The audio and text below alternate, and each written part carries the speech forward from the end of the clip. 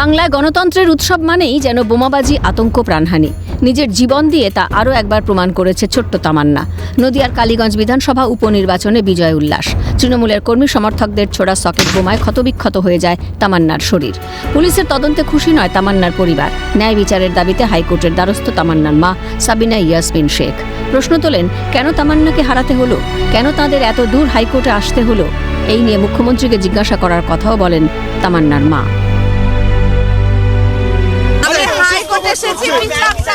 আমার মেয়ের জন্য ন্যায় বিচার চাইতে এসেছি হাইকোর্টে। একটু মমতা দিকে জিজ্ঞাসা করুন না, একটু যান মুখ্যমন্ত্রীকে জিজ্ঞাসা করেন কেন আমাকে এত দূর আসতে হচ্ছে, ওনার উপর কেন ভরসা না করে আমি এত দূর আসছি। একটু মমতা দিকে জিজ্ঞাসা করুন, মমতা দিকে প্রশ্ন করুন কেন তামান্না হারিয়েছে, তামান্নার মাকে কেন এত দূর আসতে হচ্ছে।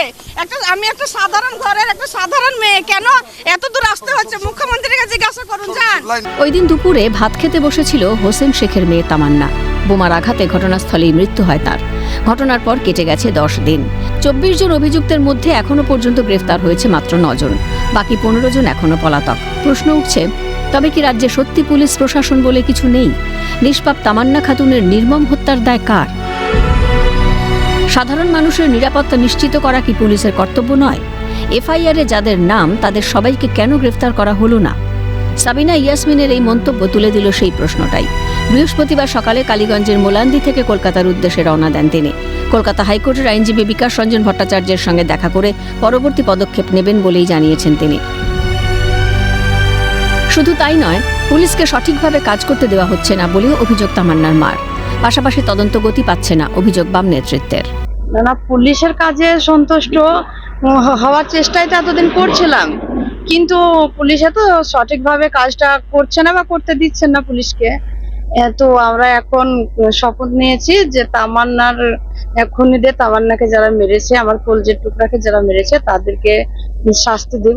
তামান্নার মা মনে করছে, আমরা মনে করছি যে সবটাই তদন্ত যেভাবে এগোনো দরকার, যে গতি সেই গতি পাচ্ছে। এই রাজ্যে সব বিচারই কিন্তু আদালত থেকে আদায় করতে হয় এবং বিকাশ ভট্টাচার্য সেই লড়াইয়েরই একজন প্রতীক।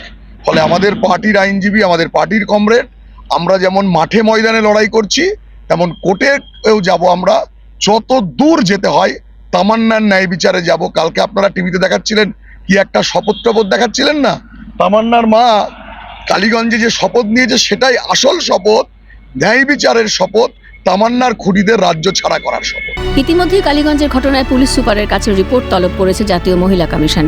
বিচার পাবে তামান্না খাতুন? অভিযুক্তরা কি সাজা পাবে, নাকি অতীতের অন্যান্য সব ঘটনার মতো স্মৃতির অতলে তলিয়ে যাবে তামান্নাও? থাকলো এই প্রশ্নটাই। ক্যামেরায় সায়ন চক্রবর্তীর সঙ্গে অভিরূপা হাজরা ও প্রসেনজিৎ বিশ্বাসের রিপোর্ট, ক্যালকাটা নিউজ।